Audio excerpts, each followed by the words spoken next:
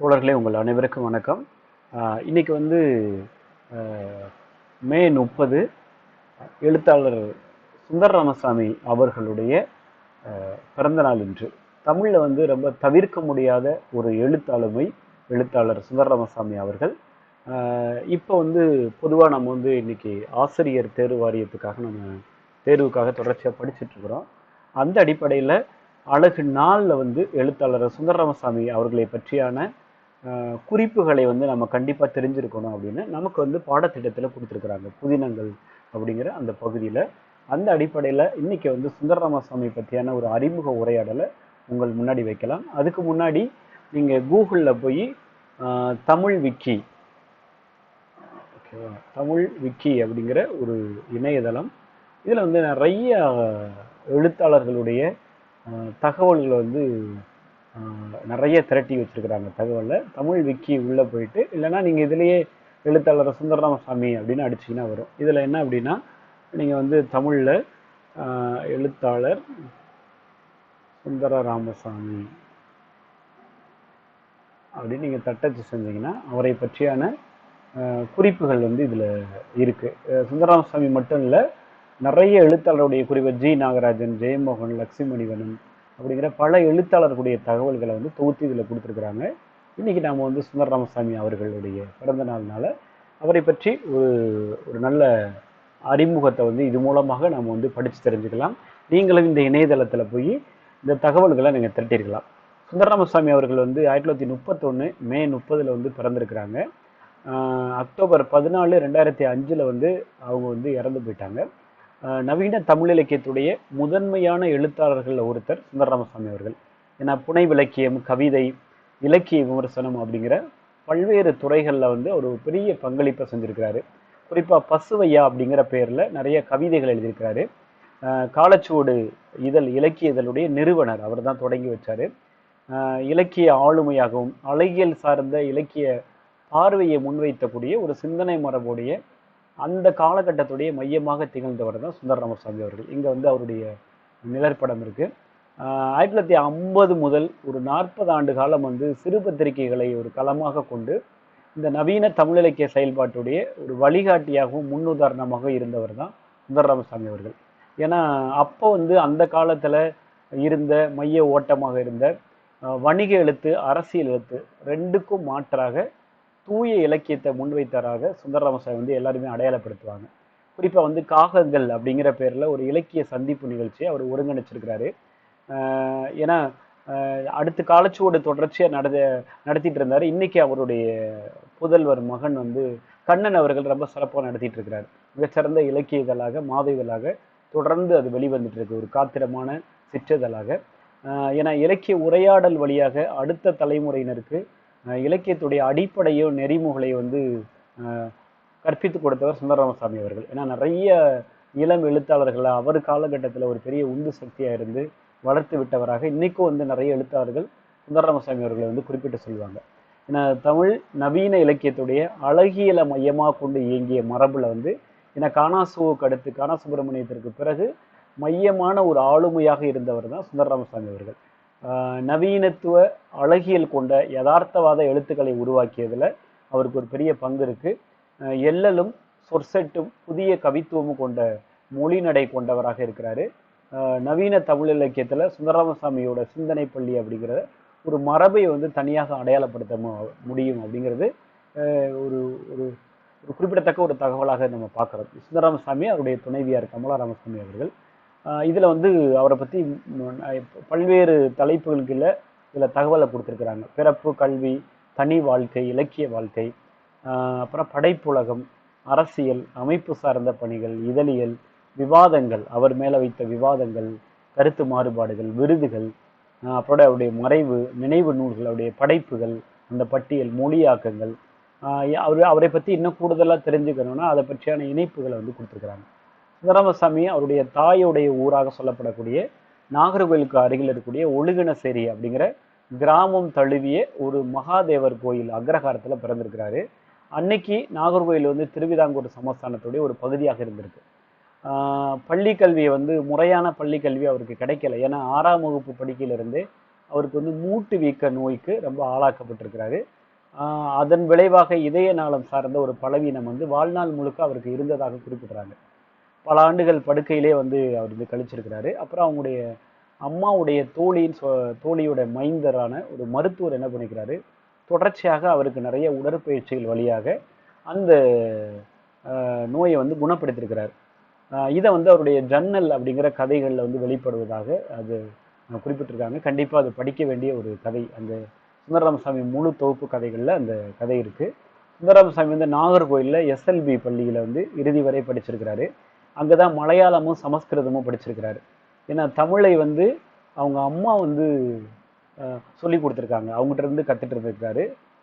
18 வயது வரை தமிழில் வந்து அவர் தேர்ச்சி பெறவில்லை அப்படிங்கிறத பல இடங்களில் அவர் பதிவு செஞ்சதாக குறிப்பிட்டிருக்காங்க.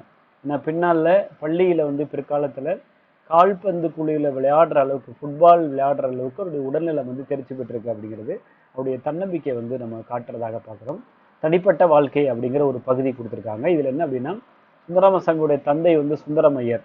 அவர் வந்து பர்மாஷெல் நிறுவனத்தில் முகவராக கோட்டயத்தில் வியாபாரம் செஞ்சுருக்கிறார். 8 வயசு வரைய சுந்தரராமசாமி அவர்கள் வந்து கோட்டயத்தில் தான் இருந்திருக்கிறாங்க. 1939 இரண்டாம் உலகப் போர் வந்தப்போ சுந்தரராமசாமியுடைய குடும்பம் என்ன இருக்குது அப்படின்னா, நாகர்கோயிலுக்கு குடி வந்திருக்கிறாங்க. அதனால தான் அவருடைய அந்த சுந்தரராமசாமிக்கு அந்த கோட்டயம்ங்கிற ஊர் மேலே இருக்கக்கூடிய அந்த அணுக்கத்தை வந்து நிறைய படைப்புகளில் கூட பார்க்க முடியும் அப்படின்னு பார்க்குறோம். குறிப்பாக அவருடைய நாவல்களில் ஜே சில குறிப்புகள், குழந்தைகள், ஆண்கள், பெண்கள், இந்த நாவல்களில் கோட்டையை பற்றியான வாழ்க்கை சித்திரங்கள் அதிகமாக காணப்படுகின்றன அப்படின்னு சொல்லப்படுது. அடுத்து வந்து அவருடைய முதிர்ந்த வயதில் அவர் வளர்ந்த அந்த கோட்டை இல்லத்தை தேடி அவர் கண்டுபிடிச்ச விஷயத்தை மலையாள மனோரமா இதழில் வந்து ஒரு செய்தி கட்டுரையாக அது வந்து வெளியிட்டிருக்கிறார். சுந்தரராமசாமியுடைய தந்தை அவர்கள் நாகர்கோயிலில் வந்து ஒரு துணிக்கடை ஒன்றை தன்னுடைய உறவினரோடு சேர்ந்து தொடங்கியிருக்கிறாங்க. பின்னால் அதுதான் சுதர்சன் துணிக்கடை அப்படிங்கிற பெயரில் அது வந்து வளர்த்தெடுக்கப்பட்டிருக்கு. அப்பா விட்டுட்டு போன அந்த கடையை வந்து சுந்தரராமசாமி அவர்கள் வந்து பொறுப்பெடுத்து மிக சிறப்பாக நடத்திருக்கிறாங்க. நாகர்கோயிலில் கோட்டார் பார்வதிபுரம் சாலையில் ராமவர்மபுரம் பகுதியில் தான் சுந்தரமையர் கட்டிய அந்த இல்லத்தையே விரிவுபடுத்தி அங்கேயே சுந்தரராமசாமி அவர்கள் வந்து இறுதி வரை வாழ்ந்ததாக சொல்கிறாங்க. சுந்தரராமசாமி அவர்கள் இளமையிலேயே வந்து கமலா அவர்களை மனம் புரிந்திருக்கிறாங்க. அவங்களுடைய ஊர் வந்து திருக்கடங்குடி. அவருக்கு வந்து 3 பெண் பிள்ளைகள், சவுந்தரா, தைலா, தங்குன்னு, சுந்தரம், கண்ணன் அப்படிங்கிற ஒரு மகன் இருந்திருக்கிறாங்க. இப்போ வந்து அவர் தான் காலச்சோட வந்து சிறப்பாக அந்த பதிப்பகத்தையும் இதழையும் சிறப்பாக நடத்திட்டு இருக்கிறாரு. சவுந்தரா அவர்கள் வந்து காலமாயிட்டாங்க. சுந்தரம் கண்ணன் காலச்சோட இதழையும் பதிப்பகத்தையும் சிறப்பாக நடத்தி வருகிறார். கமலா ராமசாமி அவர்கள் வந்து சுந்தரராமசாமியுடைய மறைவுக்கு பின்னாடி அவரை பற்றி ஒரு நினைவு நூலையும் அவருடைய அன்னை பற்றியான இன்னொரு நூலை வந்து அவர் எழுதியிருக்கிறது வந்து ரொம்ப குறிப்பிடத்தக்க விஷயமாக பார்க்குறோம். இலக்கிய வாழ்க்கை எப்போ தொடங்குச்சு அப்படின்னா, சுந்தரராமசாமி அவங்க சின்ன வயசில் அவங்க அம்மா கிட்ட இருந்து நிறைய இலக்கிய ஆர்வம் கொண்டவராக இருந்திருக்கிறார். தினமலர் நிறுவனரான ராமசுப்பையனுடைய தங்கை முறை கொண்டவர் தான் அவர். இளமையிலேயே அவர்கள் கையெழுத்து இதழ் நடத்திருக்கிறாங்க. அப்புறம் அம்மா கிட்ட இருந்து சுந்தரராமசாமி அவர்கள் இலக்கிய ஆர்வத்தை அடைஞ்சிருக்கிறாரு.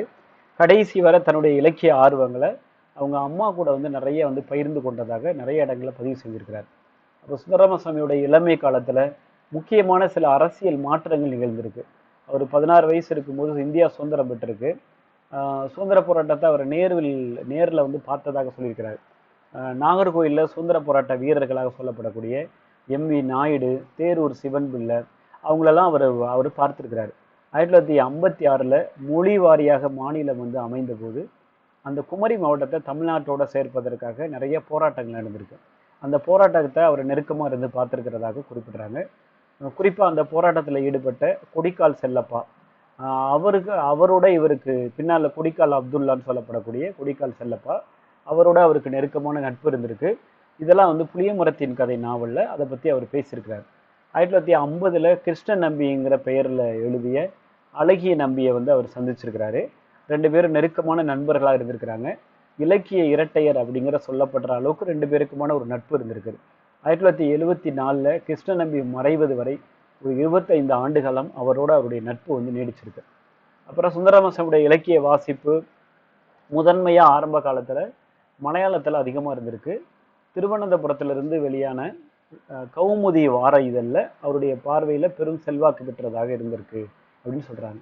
இந்த கௌமுதி பாலகிருஷ்ணன் என அழைக்கப்பட்ட கே பாலகிருஷ்ணனுடைய நடையோட நேரடியான செல்வாக்கு சுந்தரராமசாமிகிட்ட இருந்திருக்கு அப்படின்னு அவருடைய படைப்புகளை வெளிப்படுறத பார்க்கறதாக குறிப்பிடுறாங்க. எம் கோவிந்தன், சிஜே தாமஸ் அவர்களாலும் நிறைய ஒரு பெரிய பாதிப்பை வந்து அவருடைய படைப்புல இருந்து அவர் கவரப்பட்டிருக்கிறார். அதே மாதிரி தமிழ்ல வள்ளிக்கண்ணன் வந்து கோயிலை பூட்டுங்கள் அப்படிங்கிற ஒரு துண்டு பிரசுரம் வழியாக தன்னுடைய 17வது வயதுல நவீன இலக்கியம் நோக்கி அவர் ஈர்க்கப்பட்டிருக்கிறாரு. குறிப்பா வள்ளிக்கண்ணன், தோமுசி ரகுநாதன் அவருடைய எழுத்துக்கள் வழியாக புதுமை பித்தன் வந்து சுந்தரராமசாமிக்கு அறிமுகமாகிறார்.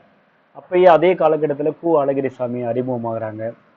கு அழகிரிசாமியோட ஒரு தொடர்ச்சியான கடித தொடர்பு சுந்தரராமசாமிக்கு இருந்ததாக குறிப்பிடுறாங்க. இதே காலகட்டத்தில் டிகேசின்னு சொல்லப்படக்கூடிய டிகே சிதம்பரநாத முதலியார் வட்டத்தொட்டிங்கிற ஒரு அமைப்பை வந்து அவர் நமக்கு தெரியும் திருநெல்வேலியில் நடத்தினார். அப்போ சுந்தரராமசாமி அதில் பங்கெடுத்திருக்கிறாரு. அதில் சீனிவாச ராகவன் அவங்களுடன் நிறைய உரையாடல் நிகழ்த்திருக்கிறார். அப்போதான் வந்து கவிமணி தேசிய விநாயகம் பிள்ளையோட அவருக்கு அறிமுகம் கிடைச்சிருக்கு. அவர் ஒரு பேட்டியை எடுத்திருக்கிறாருன்னு குறிப்பிடுறாங்க. புதுமை பித்தனுடைய நினைவு மலர், அப்புறம் புதுமை பித்தனுடைய கதைகளை படித்து அவருடைய படைப்புகளை மேலிருந்த தீவிர ஈடுபாடு காரணமாக 1951 தன்னுடைய 19வது வயதில் புதுமை பித்தன் நினைவு மலர் அப்படின்னு ஒன்றை நாகர்கோயிலிருந்து வெளியிட்டிருக்கிறார். அந்த நினைவு மலரில் தமிழில் எழுதப்பட்ட மிக முக்கியமான பல ஆளுமைகள் இருந்து கட்டுரைகளை வாங்கி அதை வெளியிட்டிருக்கிறாரு. அதில் சுந்தரராமசாமி அவர்கள் எழுதிய முதல் கதை முதலும் முடிவும் அப்படிங்கிற கதை வந்து அந்த நினைவு மலரில் வெளிவந்திருக்கு அப்படிங்கிறது ரொம்ப ரொம்ப குறிப்பிடத்தக்க ஒரு விஷயம். அப்போ சுந்தரராமசாமி அவர்கள் எழுதிய முதல் கதையுடைய பேர் முதலும் முடிவும். அப்புறம் தோமுசி ரகுநாதன் ஆசிரியராக கொண்டு 1954 56 வரை வெளிவந்த சாந்தி என்கிற ஒரு இடதுசாரி இதழில் சுந்தரராமசாமியோடைய தொடக்க கால சிறுகதைகள்லாம் வெளிவந்திருக்கு. 1954 அந்த சாந்தி பத்திரிகையில் இவர் எழுதிய தண்ணீர் அப்படிங்கிற ஒரு கதைக்கு முதல் பரிசு கிடைச்சிருக்கு. அப்புறம் விஜயபாஸ்கரன் ஆசிரியராக கொண்டு 1955 62 வரை வெளிவந்த சரஸ்வதியில் சுந்தரராமசாமியும் ஜெயகாந்தனும் அப்படிங்கிற ஒரு மிக முக்கியமான ஒரு ஒரு ஒரு தொடர்ச்சியாக அவர் வந்து எழுதியிருக்கிறார். அப்போ அந்த விஷயம் வந்து ரொம்ப முக்கியமான ஒரு பதிவாக நம்ம வந்து பார்க்குறோம். இப்போ இதில் என்ன அப்படின்னா, தமிழ்நாடு முற்போக்கு இலக்கியத்துடைய முகங்களாக அவர்கள் வந்து அறியப்பட்டிருக்கிறாங்க. சரஸ்வதியில் சுந்தரராமசாமியுடைய முதல் நாவலாக வெளிவந்த ஒரு புளிய மரத்தின் கதை தொடராக வெளிவந்திருக்கு. நாவல் முடிவரும் அந்த முன்னாடியே சரஸ்வதி நின்று போனதுனால சில ஆண்டுகள் இடைவெளிக்கு பின்னாடி 1966 அதை வந்து முழுமையாக வந்து உருவாக்கி ஒரு நூலாக வெளியிட்டிருக்கிறார். அதுக்கு முன்னாடியே சென்னையில் வந்து கேசிஎஸ் பணிக்கர் அவர்கள் தொடங்கிய கலை கிராமமான சோழமண்டலத்தில் நடைபெற்ற ஒரு கொலையை வந்து அடிப்படையாக வச்சு ஒரு நாவலை எழுதி அந்த நாவல் முழுமை பெறுவதற்கு முன்னாடியே நிறைவுறாமல் அந்த கைப்பிரதியை அவர் அழிச்சிட்டதா சொல்கிறாங்க. அவருடைய முதல் படைப்பாக அது எழுதி கொண்டு வந்திருக்கிறாரு. அதை அவரே வந்து அது காணாமக்கியிருக்கிறாரு. அப்புறம் வந்து சுந்தரராமசாமி 1966 கம்யூனிஸ்ட் கட்சியின் மீது அவர் ஒரு பெரிய விமர்சனம் கொண்டவராக உருவெடுத்திருக்கிறாரு. விமர்சகரும் இலக்கிய ஆளுமையாக இருக்கக்கூடிய கானா சுப்பிரமணியத்தோட சுந்தரராமசாமிக்கு முன்னரே தொடர்பு இருந்தாலும் இடதுசாரி இயக்கங்களோட கொண்ட விளக்கம் அவரை கானாசுவை நோக்கி நகர்த்திருக்கு. அப்போ முற்போக்கு இலக்கியத்திலிருந்து அவர் நவீனத்துவம் நோக்கி சென்றார் அப்படிங்கிறத இந்த காலகட்டத்தை அவங்க வந்து குறிப்பிடுறாங்க. இப்போ கானா சுப்பிரமணியத்துடைய ஒரு நாள் அப்படிங்கிற அந்த நாவல் வந்து அவருக்கு முன் உதாரணமான ஒரு படைப்பாக தோன்றியிருக்கு. கானா சுப்பிரமணியம் நாகர்கோயிலுக்கு வந்து சுந்தரராமசாமியோடையும் கிருஷ்ண நம்பியுடனும் பல நாட்கள் தங்கி உரையாடியதாக அவருடைய வாழ்க்கையிலேருந்து நம்ம வந்து தெரிஞ்சுக்கிறோம். இலக்கியம் அப்படிங்கிறது ஆர்வமும் பயிற்சியும் கொண்ட ஒரு சிறிய வட்டத்துக்குள்ளேயே எழுதி வாசிக்கப்பட முடியும் அப்படின்னு எண்ணம் கொண்ட கானாசுவுக்கு இந்த எண்ணம் வந்து இருந்திருக்கு. ஆனால் அன்னைக்கு இருந்த தமிழில் வந்து வணிக எழுத்து ஒரு மிகப்பெரிய இயக்கமாக ஆகியிருந்ததுன்னு சொல்கிறாங்க. குறிப்பாக வந்து கல்கி, தேவன், கொத்தமங்கலம் சுப்பு போன்ற நட்சத்திரங்கள்லாம் அதில் வந்து உருவாகியிருக்கிறாங்க. இன்னொரு பக்கம் திராவிட இயக்கம் பரப்பு இயக்கமாக சொல்லப்போ அது வந்து வேரூன்றி இருந்திருக்கு திராவிட இயக்கமும். அப்போ இடதுசாரிகளும் பிரச்சார எழுத்தை வந்து உருவாக்கி கொண்டு வந்திருக்காங்க. அந்த பெரும் போக்குகளுக்கு எதிராக சிற்றிதழ்கள் வழியாக செயல்படக்கூடிய ஒரு மாற்று இலக்கிய இயக்கத்தை வந்து கானா சுப்பிரமணியம் உருவாக்குறதுக்கு ஒரு பெரிய பெரும்பாடு பட்டிருக்கிறாரு. அவரும் அவருடைய நண்பராக சொல்லப்படக்கூடிய சீசு சொல்லப்பாவும் சில 100 பிரதிகள் மட்டுமே அச்சிடப்படக்கூடிய சிற்றிதழ் இயக்கத்தை தொடங்கியிருக்கிறாங்க. அதில் கானாசு வந்து சூறாவளி, இலக்கிய வட்டம் போன்ற சிற்றிதழ்களை நடத்திருக்கிறாரு. சீசு செல்லப்பா தன்னோட ஆசிரியர் பொறுப்பில் எழுத்துங்கிற இதழை வந்து நடத்துகிறாரு. அப்போ சிற்றிதழ் இயக்கத்தில் ஆர்வம் கொண்ட சுந்தரராமசாமி இறுதி வரை சிற்றிதழ் இயக்கம் சார்ந்தவராக தன்னை நிறுத்தி கொண்டார் அப்படிங்கிறது மிக முக்கியமானது. அதன் முகமாகவே அறியப்பட்டவராக இருந்திருக்கிறார். அடுத்து நவீன கவிதை சார்ந்த அவருடைய திருப்பம். எழுத்து இதழில் இயல்பாக புது கவிதை இயக்கம் உருவாகி வந்தபோது சுந்தரராமசாமி வந்து பசுவையா அப்படிங்கிற பேரில் வந்து கவிதைகள் எழுதினார். 1959 உன் கை நகம் என்ற அவருடைய முதல் புது கவிதை எழுத்து இதழில் வந்து வெளியாயிருக்கு. அப்போ முதல் கதை வந்து முதலும் முடிவும், முதல் கவிதை வந்து உன் கை நகம் அப்படிங்கிற கவிதை. ஏற்கனவே எஸ்ரா பவுண்டருடைய புது கவிதை இலக்கணத்தை அடியொற்றி கானாசு வந்து தமிழில் புது கவிதை எப்படி இருக்கணும் அப்படிங்கிற ஒரு வரையறையை உருவாக்கியிருந்தார். அப்போ சுப்பிரமணிய பாரதியுடைய வசன கவிதைகளை தொடர்ந்து பிச்சமூர்த்தி சில வசன கவிதைகளை எழுதியிருந்தார். அப்போ பிச்சமூர்த்தியுடைய பெட்டிக்கடை நாரணன் அப்படிங்கிற கவிதை வந்து எழுத்து இதழில் வந்து முதலாக வெளியாகுது. அப்போ சுந்தரராமசாமியை வந்து புதுக்கவிதை எழுதக்கூடிய தூண்டுதலை பெற செய்து இதுதான் வந்து அவர் எழுதுறதுக்கு தூண்டுது. அப்போ எழுத்து 3ஆம் இதழிலேயே அவருடைய கவிதை வந்து வெளியாயிருக்கு. சீசு செல்லப்பா, கானாசு, நகுலன், வேணுகோபாலன், சி மணி, நாரணோ ஜெயராமன், கஸ்தூரி ரங்கன், இரா மீனாட்சி, பிரம்மில் இவங்கெல்லாம் தமிழ் புதுக்கவிதையுடைய முன்னோடிகளாக அறியப்படுகிறார்கள். சீசு செல்லப்பா தொகுத்த இவருடைய கவிதைகள் அடங்கிய புதுக்குறள்கள் அப்படிங்கிற ஒரு கவிதை தொகுதி வந்து இவருடைய முன்னோடி நூலாக சொல்லப்படுது. இன்னைக்கு வரலாற்றில் முன்னோடி நூலாக சொல்லப்படுது. இது வந்து எழுத்து கவிதை இயக்கம் சார்ந்த ஒரு இயக்கவாதிகளாக இவர் அடையாளப்படுத்துகிறார். அப்புறம் ஒரு 7 ஆண்டு இடைவெளிக்கு பின்னாடி அவர் எழுத ஆரம்பிக்கிறார். ஏன்னா 66 சுந்தரராமசாமி அவர்கள் வந்து ஒரு 7 ஆண்டு காலம் எதுவுமே எழுதலன்னு சொல்றாங்க. ஏன்னா அவருடைய தந்தை மறைவுக்கு பின்னாடி அதை ஒட்டி குடும்பத்தையும் தொழிலையும் கவனிக்க வேண்டிய ஒரு சூழ்நிலை இருந்ததுனால அவர் தன்னுடைய அரசியல் அழகியல் பார்வைகளை மறுபரிசீலனை செய்து கொண்டு அந்த காலகட்டத்தில் அவருக்கு வந்து இலங்கையை சேர்ந்த கவிஞரான பிரம்மில் அறிமுகமாகிறாரு. அப்போதான் வந்து டெல்லியிலிருந்து எழுதி கொண்டிருந்த வெங்கட் சுவாமிநாதன் வந்து நெருக்கமாகிறாரு.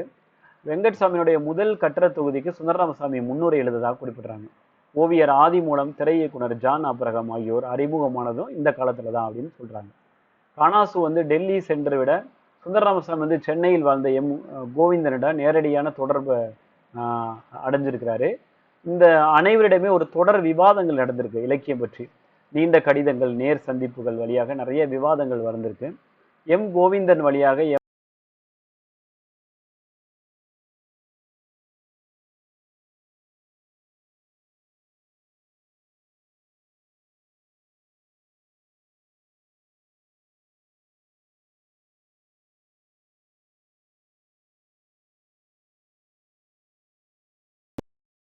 கலைத்து எழுதிய முதல் படைப்பாக சொல்லப்படுது.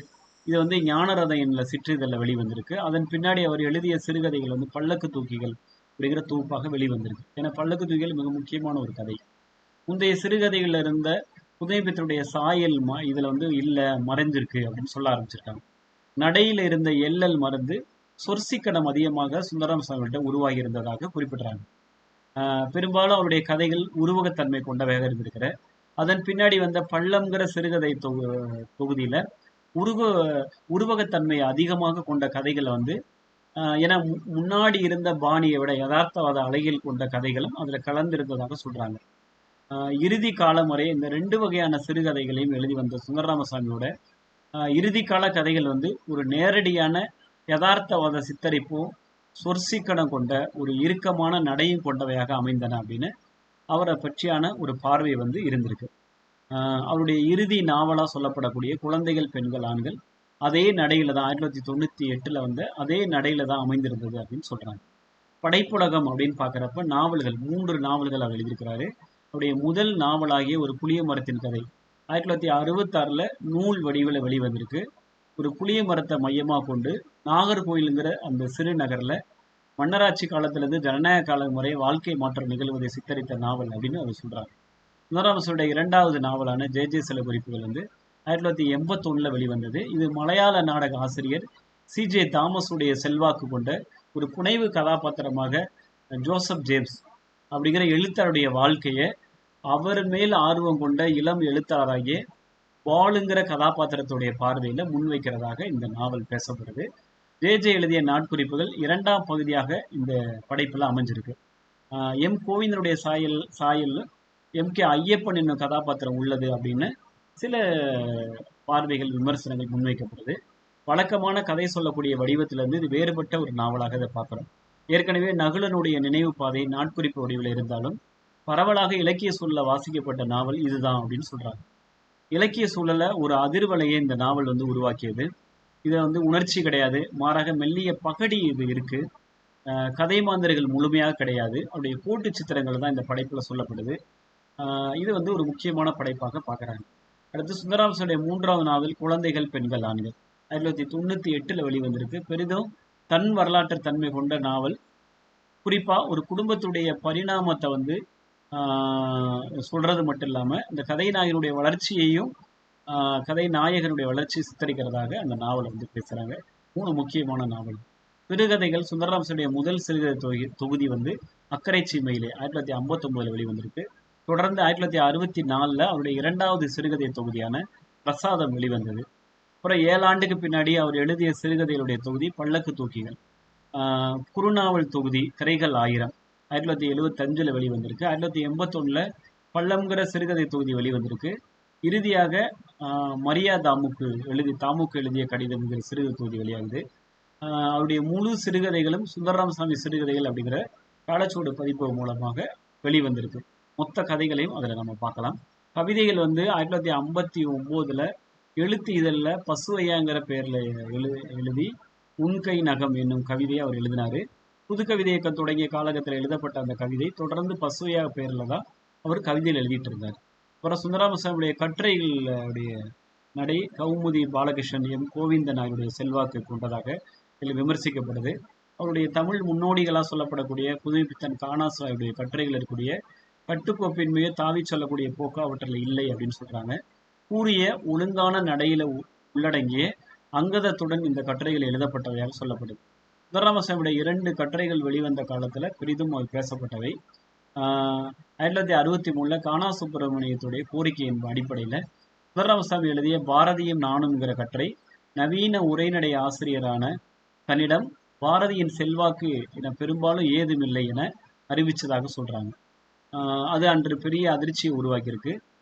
ஜீவானந்தம் மறைந்த போது எழுதிய காற்றில் கரைந்த பேரோசையினுடைய கட்டுரை ஆளுமை சித்தரிப்பின் முன்னுதாரணம் அப்படின்னு சொல்லப்பட்டிருக்கு. பி.கே. பாலகிருஷ்ணன் ஆளுமைகளை பற்றி எழுதிய மாயாத்த சந்தியகள் என்ற நூலுடைய செல்வாக்கு இந்த கட்டுரையில் இருக்குன்னு சொல்றாங்க. 1975 அகிலனுக்கு ஞானபீட பரிசு அளிக்கப்பட்ட போது சுந்தரராமசாமி எழுதிய போலி முகங்கள் அப்படிங்கிற ஒரு கடுமையான கட்டுரையும் பெருசா விவாதிக்கப்பட்டிருக்கு. இறுதி வர சுந்தரராமசாமி இந்த 3 பாணிகள்லேயே தொடர்ச்சியாக கட்டுரை எழுதியிருக்கிறதாக குறிப்பிடுறாங்க. அவருடைய நடை அப்படின்னா இந்த 3 நடையாக அமைஞ்சிருக்கு. அடுத்து என்ன அப்படின்னா நினைவு உடைகள் சார்ந்த நூல்கள். சுந்தரராமசாமி தன்னுடைய இறுதி காலத்தை பிறரிடம் உரையாடி பதிவு செய்து நூலாக்கக்கூடிய வடிவத்தில் தன் இலக்கிய நண்பர்களை பற்றி சிறிய நூல்களை வெளியிட்டிருக்கிறார். அந்த காணாசு, கிருஷ்ணநம்பி, ஜி. நாகராஜன், பிரமிழ், சீசு செல்லப்பா, பூ அழகிரிசாமி, தி. ஜானகிராமன், ஜீவானந்தன் இவங்களை பற்றி தன் நினைவுகளையும் மதிப்பீடுகளையும் தொகுத்து அவர் சொன்னதாக புத்தகங்கள் வெளியிட்டிருக்கு. இந்நூல்களை பிற்காலத்தில் அரவிந்தன், பி.ஆர். மகாதேவன் ஆகியோரில் உருவாக்குனதாக சொல்லப்படுது. இது ரொம்ப முக்கியமான நூல்கள். மொழியாக்கங்கள் அப்படின்னு சுந்தரராமசாமி மலையாளத்திலிருந்து தகழி சிவசங்கரனுடைய தோட்டியின் மகன் நாவலை 1950 மொழியாக்கம் செஞ்சிருக்காரு. சரஸ்வதி இதெல்லாம் இது தொடராக வெளிவந்திருக்கு. ஆனால் 2000 நூல் வடிவில் இது வந்ததாக சொல்லப்படுது. தகழி சிவசங்கரனுடைய செம்மீன் நாவலை ஒரு மொழியாக்கத்தில் 1962 வெளிவந்திருக்கு. வைக்கம் முகமது பஷீர், காரூர் நீலகண்ட பிள்ளை, எம் கோவிந்தன் அவருடைய சிறுகதைகளை தமிழில் மொழிபெயர்த்திருக்கிறாரு. சுந்தரராமசாமி சீன மொழி கவிதைகளையும் அரபு மொழி கவிதைகளையும் ஆங்கில மொழியாக மொழியாக்கம் செஞ்சதாக சொல்றாங்க. அவையெல்லாம் தொலைவில் இருக்கும் கவிதைகள் அப்படிங்கிற பேரில் நூலாக வெளிவந்திருக்கு. அரசியல் அப்படின்னு பார்க்குறப்ப சுந்தரராமசாமி அவர்கள் இளமையிலே தன்னுடைய தாய்மாமன் பரந்தாமன் வழியாக கம்யூனிஸ்ட் கட்சி தலைவர் ஜீவானந்தோடைய நட்பை பெற்றிருக்கிறாரு. அந்த அணுக்கம் அவரை கம்யூனிஸ்ட் கட்சிக்கு ஆதரவாளராக ஆக்கியிருக்கு. அப்போது நாகர்கோயிலில் கட்சி பணி ஆற்றி கொண்டிருந்த ஸ்டீபன் ராஜ், விசாலம், நட்டாலம் சோமன் நாயர், டி. மணி, சி.பி. இளங்கோ ஆகியோருக்கு அணுக்கமானவராக இருந்திருக்கிறாரு. கம்யூனிஸ்ட் கட்சியில் ஈடுபாடு அவரை முற்போக்கு இலக்கிய நோக்கி அவர் நகர்த்தி போயிருக்கு. சுந்தரராமசாமி, ஜெயகாந்தன், ஜி நாகராஜன் ஆகியோர் 50களில் முற்போக்கு இலக்கியத்துடைய முகங்களாக அறியப்பட்டவர்களாக இருந்திருக்கிறாங்க. 1956 ஹங்கேரியில சோவியத் யூனியனுடைய ஆதிக்கத்துக்கு எதிராக உருவான எழுச்சி வந்து சுந்தரராமசாமியை கம்யூனிசம் பற்றியான ஒரு ஐயத்தை உருவாக்கியிருக்கு. மாஸ்கோ விசாரணைகள் பற்றி ஆர்தர் கோஸ்லர் எழுதிய நடுப்பகலில் இருள் என்ற நாவலும், ரிச்சர்டு கிராஸ்மேன் தொகுக்க வெளிவந்த தோற்று போன கடவுள் என்கிற நூலும் அவருடைய கம்யூனிஸ்ட நம்பிக்கையை வந்து நிலைபெற செய்திருக்கு. இப்போ கம்யூனிஸ்ட் கட்சியில நிகழ்ந்த உடைவும் அதை தொடர்ந்து இருபக்க தலைவர்கள் ஒருவரை ஒரு பழி சுமத்தி எழுதியவையும் அவரை கம்யூனிஸ்ட் கட்சியிலிருந்து விலக செஞ்சிருக்கு. 1963 ஜீவானத்துடைய மறைவு வந்து சுந்தரராமசாமியை கம்யூனிஸ்ட் கட்சியுடனான எல்லா தொடர்புகளையும் முடித்து கொள்றதுக்கு ஒரு பெரிய இதாக இருந்திருக்கு, ஒரு காரணமாக இருந்திருக்கு. 1960 தொடங்கப்பட்டு 1966 முழுமையாக செய்யப்பட்ட வந்த ஒரு புளிய மரத்தின் கதையுடைய முதற் பகுதிக்கும் பிற்பகுதியின் நடுவே இந்த மாற்றத்தை வந்து அவர் பேசுனதா சொல்றாங்க. முற்பகுதியில் நிலப்பருவத்தினுடைய வீழ்ச்சியை உற்சாகத்துடன் விவரிக்கூடிய ஆசிரியர், பிற்பகுதியில் ஜனநாயக முற்போக்கு இயக்கங்கள் மீதான ஏமாற்றத்தை பதிவு செய்து முடிக்கிறார் அப்படின்னு ஒரு புளிய மரத்தின் கதை முன்னுரையில தன்னுடைய பார்வை மாற்றத்தை பற்றி சூறாவே வந்து பதிவு செஞ்சிருக்கிறாரு அப்படிங்கிற கருத்து வந்து இதில் முன்வைக்கப்படுது. சுந்தரராமசாமி கம்யூனிஸ்ட் கட்சியிலிருந்து ஏகாதிபத்திய அணுகுமுறை, அப்புறம் இயந்திரத்தனமான இலக்கிய பார்வை இதெல்லாம் எதிர்த்தாலும் இறுதி வரை தன்னை ஒரு முற்போக்கு இலக்கியவாதியை முன்வைத்தார். ஜீவானந்த பற்றிய நினைவுடைய நூலில் வந்து அவர் ஜீவானந்திடம் இதை பற்றி சொன்னதாக பதிவு செஞ்சதாக குறிப்பிடுறாங்க. அமைப்பு பணிகள் அப்படின்னு பார்க்குறப்ப சுந்தரராமசாமி தன்னுடைய வீட்டுடைய மாடியில் 1973 முதல் தொடர்ச்சியாக காகங்கள் அப்படிங்கிற பெயரில் ஒரு இலக்கிய சந்திப்பு கூட்டத்தை நிகழ்வு வந்து தொடர்ச்சியாக நடத்தி வந்திருக்கிறார். ராஜமார்த்தண்டன், எம் வேத சகாயகுமார், ஆக்கா பெருமாள் போன்றவர்கள் வந்து அந்த களத்திலிருந்து உருவானவர்கள் அப்படின்னு மிக முக்கியமான ஒரு வரலாறு இது. சுந்தரராமசாமி பிற்காலத்தில் நாகர்கோயிலில் பாம்பன் விலை அப்படிங்கிற இடத்துல தொடர்ச்சியாக இலக்கிய சந்திப்புகளை வந்து அவர் ஒருங்கிணைச்சிருக்கிறார்.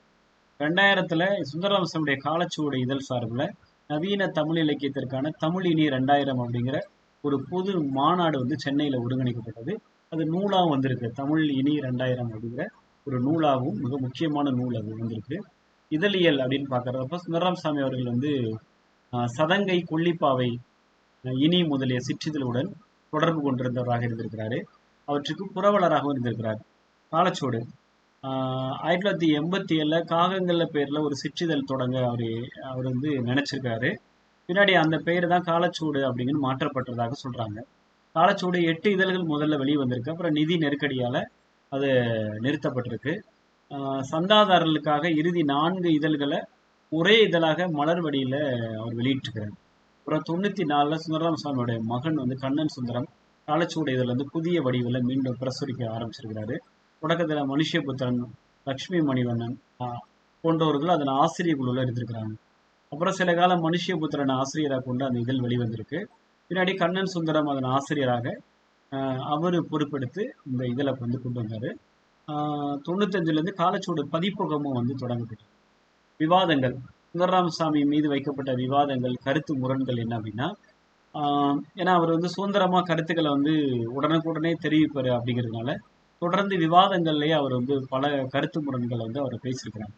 1963 கானா சுப்பிரமணியன் நடத்திய இலக்கிய வட்ட இதழில் பாரதியும் நானும்ங்கிற தலைப்புல சுந்தரராமசாமி எழுதிய கட்டுரையில நவீன இலக்கியத்தில் பாரதியின் செல்வாக்கு குறைவுதான் அப்படிங்கிற ஒரு விஷயத்தை அவர் முன் வச்சிருக்கிறார். அப்ப பாரதிக்கு நேர் எதிர் திசையில சென்ற புதுமை பித்தனே நவீன இலக்கியத்தின் முன்னோடி அப்படின்னு அவர் சொல்றாரு. இது அன்னைக்கு வந்து விமர்சகர்கள் வந்து ஒரு பெரிய கண்டனத்தை முன் வச்சிருக்கிறாங்க. இது அவர் வெளிப்படையாக உண்மையான அது சொல்லப்பட்ட கருத்து. இதை வந்து பார்வையில ஒரு பெரிய சிக்கல் இருந்திருக்கு, விவாதத்தை கலைப்பிற்கு. 1966 புளிய மரத்தின் கதை நாவலுடைய முன்னுரையில கம்யூனிஸ்ட இயக்கத்தினுடைய சரிவுகளையும் அதன் மேல அவர் கொண்ட அவநம்பிக்கையும் பதிவு செஞ்சிருக்கிறாரு. இதுவும் முற்போக்கு விமர்சகர்களால் கடுமையாக கண்டிக்கப்பட்டதாக இருந்திருக்கு. 1975 அகிலன் வந்து ஞானபீட விருது பெற்றதை கண்டிச்சு அந்த விருது தமிழ் இலக்கியத்தை பிற மொழிகள்ல இருந்து சிறுமைப்படுத்தி காட்டும் அப்படின்னு எழுதியிருக்கிறார். அதற்கு வள்ளிக்கண்ணன், பூவையஸ், ஆறுமுகம் போன்றவர்கள் வந்து கடுமையான எதிர்வினைகளை வந்து பதிவு செஞ்சிருக்கிறாங்க. 1979 எம்ஜிஆர் வந்து கோமாளி அப்படின்னு ஒரு கட்டுரையில குறிப்பிட்டிருந்ததுக்காக உள்ளூர் அதிமுக கட்சியாளர்களால் மிரட்டப்பட்டிருக்கிறாரு. 1992 ஜெயலலிதா கும்பகோணம் மகாமகத்தில் நீராடிய போது நிகழ்ந்த உயிர் இழப்புகளை படுகொலைகள் அப்படின்னு விவரித்து கண்டிச்சிருக்கிறார். அந்த கட்டுரை ஒரு பெரிய விவாதத்தை உருவாக்கியிருக்கு. மகாமக படுகொலைகள் அப்படின்னு கணையாளியில் 1992 இதை பற்றி ஒரு கட்டுரை இருக்கிறார். 2004 ஜெயேந்திர சரஸ்வதி கைது செய்யப்பட்ட போது ஜெயேந்திரரை கண்டிச்சு அவர் பாரபட்சமே இல்லாம விசாரிக்கப்பட வேண்டும் என்று காலச்சுவடு இதழில் ஒரு கட்டுரை இருக்கிறார். அதுவும் ஒரு பெரிய விவாதத்தை உருவாக்கியிருக்கு. 2005 சுந்தரராமசாமி எழுதிய பிள்ளை கெடுத்தால் விளை அப்படிங்கிற ஒரு கதை தலித்துகளுக்கு எதிரானது அப்படின்னு தமிழ்நாடு முற்போக்கு எழுத்தாளர் சங்கத்தில் ஒரு பெரிய கண்டனத்தை தெரிவிச்சிருக்கிறாங்க. சுந்தரராமசாமி தீண்டாமை ஒழிப்பு சட்டப்படி கைது செய்யப்பட வேண்டும் அப்படின்னு இந்த தாமுயகாசா இயக்கத்தை சார்ந்தவர்கள் ஒரு பெரிய கோரிக்கை வச்சிருந்திருக்காங்க. ஆனா தலித்து இயக்கத்தவர்களான ரவிக்குமார் என்ன சொல்றாரு, இல்ல அந்த வாசிப்பு ரொம்ப பிழையானது, சுந்தரராமசாமி அவ எழுதலை அப்படின்னு சுந்தரராமசாமிக்கு ஆதரவாக ரவிக்குமார் அவர்கள் சில கருத்துக்களை முன் வச்சிருக்கிறார். இது அவரை பற்றி வந்த விவாதங்கள். விருதுகள் அப்படின்னு பாக்குறப்ப ஏன்னா இவர் மீது நிறைய இவர் வெளிப்படையாக சில கருத்துக்களை முன்வைப்பதனால தொடர்ந்து விவாதங்கள்லே இருந்ததுனால இவர் நிறைய பேர் நிறைய விருதுகளுக்கு பரிசீலிக்கப்பட்டதில்லை அப்படின்ற கருத்தை முன்வைக்கிறாங்க. ஆசான் நினைவு விருது மொத்தமே 3 விருது தான் வாங்கியிருக்கிறாரு. சென்னையில செயல்படக்கூடிய குமாரன் ஆசான் நினைவு பள்ளியோட ஆசான் அறக்கட்டளை சார்பாக அந்த விருது வழங்கப்பட்டது. இந்த விருது ஒரே ஒரு மட்டும்தான் கொடுக்கப்பட்டதாக சொல்றாங்க. அதன் பின்னாடி அது செயல்படலை அப்படின்னு. இயல் விருது கனடாவில் செயல்படக்கூடிய தமிழ் இலக்கிய தோட்டம் அமைப்பு யார்க் பல்கலைக்கழகத்தோடு சேர்ந்து இந்த விருதை அவங்க வழங்கியிருக்கிறாங்க. கதா விருது இது புதுதில்லியில் இயங்கிய கதா அறக்கட்டளையால் வழங்கப்பட்ட விருது. இந்த விருது 4 முறை மட்டுமே வழங்கப்பட்டதா சொல்றாங்க. அதன் பின்னாடி அது செயல்படலை. அப்புறம் சுந்தரராமசாமி பெயரிலான விருதுகள் அப்படின்னு தமிழ் கனிமைக்கான விருது அப்படிங்கிற தமிழ் கனிமை தகவல் நுட்பம் துறைகளுக்கான பங்களிப்பை கௌரவிக்கக்கூடிய முகமாக சுந்தரராமசாமி தமிழ் கனிமை விருது ஆண்டுதோறும் வழங்கப்பட்டிருக்கு. இப்போ வழங்கப்பட்டு வருகிறது. கனடாவுடைய தமிழ் இலக்கிய தோட்ட அமைப்பு நிர்வகிக்கக்கூடிய இந்த விருது காலச்சுவடு அறக்கட்டளையோட பண உதவியோடு இது வழங்கப்படுவதாக சொல்றாங்க. இலக்கிய தோட்டம் நடத்தக்கூடிய வருடாந்திர இயல் விருது வழங்கும் விழாவில் இந்த விருது பெறுவதற்கு 1000 கனடிய டாலர்களும் விருது பட்டையும் கொடுக்கப்பட்டதாக சொல்றாங்க. இளம் படைப்பாளர் விருது சுந்தரராமசாமி நினைவாக ஆண்டுதோறும் இளம் படைப்பாளி ஒருவருக்கு நெய்தல் இலக்கிய அமைப்பு சுந்தரராமசாமி விருது அளித்து வருகிறது. குறிப்பா இந்த விருது 40 வயதுக்கு உட்பட்ட எழுத்தாளர்களுக்கு கொடுக்கப்படுறதாக பரிசீலிக்கப்படுறதாக சொல்றாங்க. மறைவு சுந்தரராமசாமி அவர்கள் அக்டோபர் 1, 2005 அமெரிக்காவில் மூச்சுக்குழல் அழற்சி நோயால பாதிக்கப்பட்டு அவர் காலமானார். அவருடைய உடல் இந்தியாவுக்கு கொண்டு வரப்பட்டு நாகர்கோயிலில் எரியூட்டப்பட்டிருக்கு. தமிழ் இலக்கியத்தில் இருந்த பல்வேறு படைப்பாளிகள் அவருக்கு அஞ்சலி செலுத்துவதை நம்ம வரலாறுல முக்கியமான ஒரு நிகழ்வாக இதை பார்ப்போம். நினைவு நூல்கள் சுந்தரராமசாமி நினைவின் நதியில் அப்படின்னு ஜெயமோகன் அவர்கள் ஒரு நூல் இருக்கிறார். சுந்தரராமசாமி சில நினைவுகள் அப்படின்னு சி மோகன் அவர்கள் ஒரு நூல் இருக்கிறாரு. எங்கள் நினைவில் அப்படின்னு சூரா குடும்பத்தினர் நினைவில் ஒரு புத்தகம் வெளிவந்திருக்கு. நெஞ்சில் ஒளிரும் சுடர் அப்படின்னு கமலா ராமசாமி அவருடைய துணைவியர் ஒரு புத்தகம் இருக்கிறாங்க. ஆழம் அப்படின்னு சுந்தரராமசாமி மலர் வெளியிடப்பட்டிருக்கு. அவருடைய படைப்புகள் அப்படின்னு பார்க்குறப்ப இதில் ஒரு பெரிய பட்டியல் கொடுத்துருக்காங்க. சிறுகதைகளுடைய பட்டியல். சிறுகதைகள் எந்த இதழில் வெளிவந்தது அப்படின்னு. முதல் சிறுகதை முதலும் முடிவும், அப்புறம் தண்ணீர், அக்கறை சீமையிலே, குறுக்கி வர்க்கம், உணவும் உணர்வும், கோவில் காலையும் உளவு மாடும், கைக்குழந்தை, அகம், அடைக்கலம், செங்கமலமும் ஒரு சோப்பும், பிரசாதம், சன்னல், லவ்வு, ஸ்டாம்பு ஆல்பம், கிடாரி, சீதை மார்க்கு சீயை கைத்தூள், ஒன்றும் புரியவில்லை, வாழ்வும் வசந்தமும், ரயில் தண்டவாளத்தில் ஓடும், மெய்காதல், மெய் கூட்டல் பொய் = மெய், எங்கள் டீச்சர், பக்த துளசி, ஒரு நாய், ஒரு சிறுவன், ஒரு பாம்பு, தயக்கம், லீலை, தற்கொலை, முட்டைக்காரி, திரைகள் 1000, இல்லாத ஒன்று, காலிப்பெட்டி, அழைப்பு, போதை, பல்லக்கு தூக்கிகள், வாசனை, அலைகள், ரத்னாபாயின் ஆங்கிலம், குரங்குகள், ஓவியம், பள்ளம், கொந்தளிப்பு, ஆத்மாராம் சோயித்ராம், மீறல், 2 முகங்கள், வழி, கோலம், பக்கத்தில் வந்த அப்பா, எதிர்கொள்ளல், காணாமல் போனது, விகாசம், காகங்கள், மேல் பார்வை, பட்டுவாடா, நாடார்சார், நெருக்கடி, இருக்கைகள், டால்ஸ்டாய் தாத்தாவின் கதை, மயில், பையை வைத்துவிட்டு போன மாமி, தனுவும் நிஷாவும், களிப்பு, நண்பர் GM, ஒரு ஸ்டோரியின் கதை, கூடி வந்த கணங்கள், கதவுகளும் ஜன்னல்களும், மரியா தாமுக்கு எழுதிய கடிதம், அந்த 5 நிமிடங்கள், ஈசல்கள், கிட்னி, பிள்ளை கெடுத்தால் விலை, கொசு, மூட்டை, பேன், ஜகதி அப்படிங்கிற 72. இது மொத்தமாக சுந்தரராமசாமி சிறுகதைகளோட தொகுப்பாகவே காலச்சுவடு வெளியிட்டிருக்காங்க. இதை நம்ம பார்க்கலாம். இது கதைகளுடைய பெயர் பட்டியல். இங்கிட்ட எந்த இதழில் இந்த கதைகள் வெளிவந்தது நாவல் ஒரு புளிய மரத்தின் கதை 1966 வெளிவந்திருக்கு. ஜே சில குறிப்புகள் 1981. குழந்தைகள் பெண்கள் ஆண்கள் 1998. சிறுகதை தொகுதிகளாக வந்தது அக்கறை சிம்மையிலே, பிரசாதம், திரைகள் 1000, பல்லக்கு தூக்கிகள், பள்ளம், மரியா தாமுக்கு எழுதிய கடிதம், சுந்தரராமசாமி சிறுகதைகள் முழுத்தொகுதி. விமர்சனம், கட்டுரைகள், கட்டுரை தொகுப்பு, விமர்சன நூல்கள் பார்த்தோம் அப்படின்னா பிச்சமூர்த்தியின் கலை, மரபும் மனிதநேயம் 1991, ஆளுமைகள் மதிப்பீடுகள் 2004, காற்றில் கரைந்த பேரோசை, விரிவும் ஆழமும் தேடி, தமிழகத்தில் கல்வி, வசந்தி தேவியுடன் ஒரு உரையாடல் 2000 வெளிவந்திருக்கு. இறந்த காலம் பெற்ற உயிர், இதம் தந்த வரிகள் 2002, இவை என் உரைகள் 2003, வானகமே இளவையிலே மரச்செறிவே 2004, வாழ்க சந்தேகங்கள் 2004, புதுமைப்பித்தன் மரபை மீறும் ஆவேசம் 2006, புதுமைப்பித்தன் கதைகள் சுறா குறிப்பேடு 2005, 3 நாடகங்கள் 2006, வாழும் கணங்கள் 2005, கவிதை 107 கவிதைகள் அப்படின்னு ஒரு தொகுப்பு, சுந்தரராமசாமி கவியுடைய முழு தொகுப்பு 2005. மொழியாக்க படைப்புகள் அப்படின்னு பார்க்குறப்ப செம்மீன் தகழி சிவசங்கரப்பிள்ளையோட நாவலை மொழிபெயர்த்தது 1962. அவருடைய தோட்டியின் மகன் நாவலை தகழி சிவசங்கரப்பிள்ளை நாவலை 2000 மொழிபெயர்த்திருக்கிறது. தொலைவில் இருக்கும் கவிதைகள் அப்படின்னு மொழிபெயர்ப்பு கவிதைகள். நினைவு உடைகள் காணாசோ பற்றி 2003 ஒரு நினைவு உடை நூல். சீசு செல்லப்பா பற்றி கிருஷ்ண நம்பி, ஜீவா, பிரமிழ், ஜி நாகராஜன், தி ஜானகிராமன், கு அழகிரிசாமி இவர்களை பற்றியான நினைவு உடைகள் நூல். மொழியாக்கங்கள் ஆங்கிலத்தினுடைய படைப்புகள் சுந்தரராமசாமியோட சில படைப்புகள் tale of a tamarind tree, இதெல்லாம் J some jottings, waves, children women men, tamarind history, அவர் டீச்சர், இதெல்லாம் ஆங்கிலத்தில் மொழிபெயர்க்கப்பட்டது. மலையாளத்தில் ஜே சில குறிப்புகள் ஒரு புளிய மரத்தின் கதை 2 நூல்களும் ஆற்றூர் ரவிவர்மா மொழியாக்கத்தில் மலையாளத்தில் மொழிபெயர்க்கப்பட்டிருக்கு. கன்னடத்தில் ஒரு புளிய மரத்தின் கதை ஹூனிசே மரத கதை என்ற பெயரில் கே நல்லதேவி அவர்கள் கன்னடத்தில் மொழிபெயர்த்துக்கிறாங்க. இந்தியில் ஒரு புளிய மரத்தின் கதை இம்லி புரான் அப்படிங்கிற பெயரில் மீனாட்சி புரி அவர்களால் மொழியாக்கம் செய்யப்பட்டிருக்கு. ஹீப்ரு மொழியிலையும் ரோனி திருச்சி அப்படிங்கிறவரால் ஹீப்ரு மொழியில் ஒரு புளிய மரத்தின் கதை மொழிபெயர்க்கப்பட்டிருக்கு.